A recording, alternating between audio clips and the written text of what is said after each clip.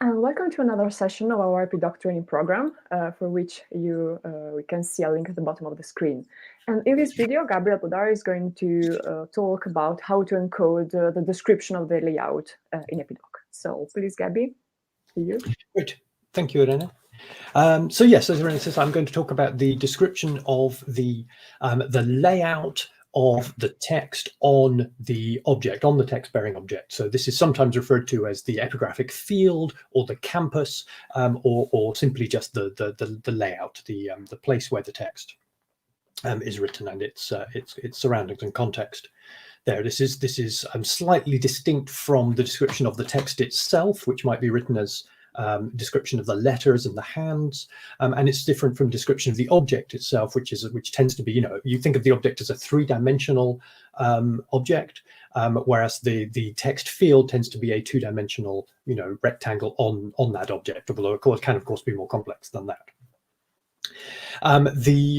Within the manuscript description section of the TI header in an EpiDoc file, this is where the description of the object, the text field is. This is under layout desk, and here's an example of a description of the text from an epigraphic edition. This is taken from the Inscriptions of Rome Cyrenaica. The link is at the top of the slide.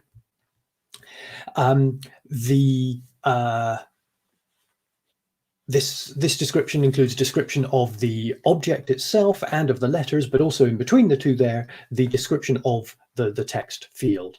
And so this says where the text is inscribed and also the dimensions of the field in which the text is inscribed in here.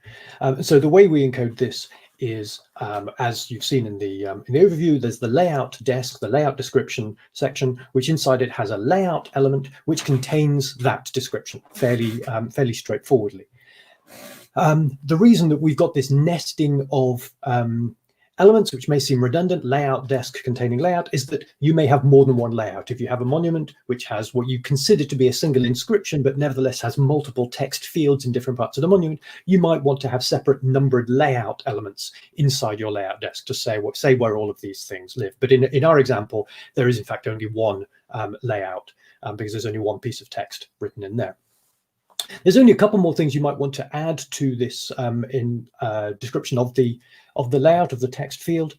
And the first of those is you might want to describe the execution of that text, how the text was inscribed, what kind of writing it is. Is it inscription? Is it painted? Is it inked? Is it in relief? Is it any of various other kinds of ways in which characters can be made on a page or an object? And so we use this tag rs type equals execution, which enables the indexing or search of that kind of information, the ways in which text is written. And if you want to, you can also, rather than simply using the text content of that element, you can use an attribute to disambiguate what that means. And you can either have your own internal authority list, as we usually recommend, or you can point out to an existing vocabulary, and the Eagle network has one such vocabulary of types of writing. And in that, the concept of inscribing or incising or chiseling an object has this identifier in the Eagle vocabularies. The other thing that you might want to say in the description of the layout of an object, is the dimensions of that field in which the writing appears. And so very similarly to in the object description that has been described in a previous video, the dimensions element can be used in there, and we can say the unit is meter and the dimensions here are width and height respectively. More information about the various things you can do with dimensions is given in that other video that I just mentioned that you'll find elsewhere in the program. So in summary, the elements we're interested in here are layout desk, which gives you the description of the layout of the text on this inscription as a whole, one or more layouts inside that for the individual layouts that might need to be described.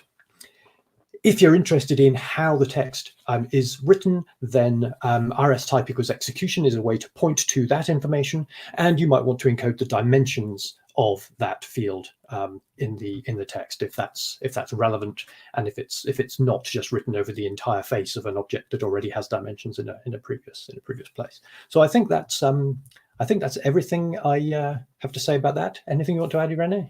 No, it was fine. Thank you. Okay, wonderful. Thank you.